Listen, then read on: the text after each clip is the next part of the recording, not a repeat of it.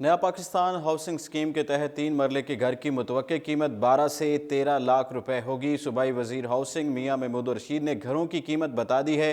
نیا Pakistan housing scheme کے تحت ملنے والے 3 مرلے کے گھروں کی قیمت 12 سے 13 لاکھ روپے ہوگی۔ اقتدار میں آنے سے قبل پاکستان تحریک انصاف نے غریب عوام کے لیے گھروں کی تعمیر کو اپنے انتخابی منشور میں شامل کیا، جس کے بعد عمران خان نے وزارت عظمیٰ کا منصب سنبھالنے کے 2 ماہ کے اندر ہی نیا پاکستان ہاؤسنگ اسکیم منصوبے کی بنیاد رکھی، جس کے بعد اب اس منصوبے میں شامل گھروں کی ممکنہ قیمت سامنے آ گئی ہے۔ تفصیلات کے مطابق پنجاب میں سستے گھروں کی تعمیر کی فائنینشل ماڈل کے سب کمیٹی قائم کر دی گئی ہے، اور جس کے تحت مستحق افراد کو 3 مرلے کا گھر 13 لاکھ روپے میں اور 15 سے 20 لاکھ قرضہ دینے کی سفارشات کی تیاری جاری ہے۔ مستحق افراد کے لیے تعمیر کیے جانے والے سستے 50 لاکھ گھروں کے فائنینشل ماڈل کے حوالے سے اسلام آباد اور کراچی کے بعد پنجاب میں بھی 6 رکنی سب کمیٹی قائم کر دی گئی ہے، جس میں محکمہ ہاؤسنگ، پرائیویٹ ڈیولپرز اور فائنینشل ایکسپرٹ شامل ہوں گے، جبکہ منظور احمد کمیٹی کے سربراہ ہوں گے۔ ذرائع کے مطابق سب کمیٹی منصوبے کی مالیت، طریقہ کار، گھر کی فراہمی کے معاملات دیکھے گی۔ گھروں کی اقساط اور بینکوں کے معاملات کی نگرانی بھی کمیٹی ہی کرے گی۔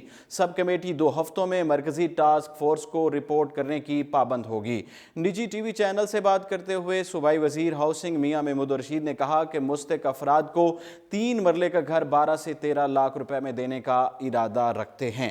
انہوں نے کہا کہ درخواست گزار کو 15 سے 20 لاکھ قرضے کی سہولت بھی دیں گے۔ اب تک لاکھوں کینال اراضی لینڈ بینک میں آ چکی ہے۔ انہوں نے مزید کہا کہ طریقہ کار وضع کر رہے ہیں کہ پہلے کس اراضی پر گھر بنائیں گے۔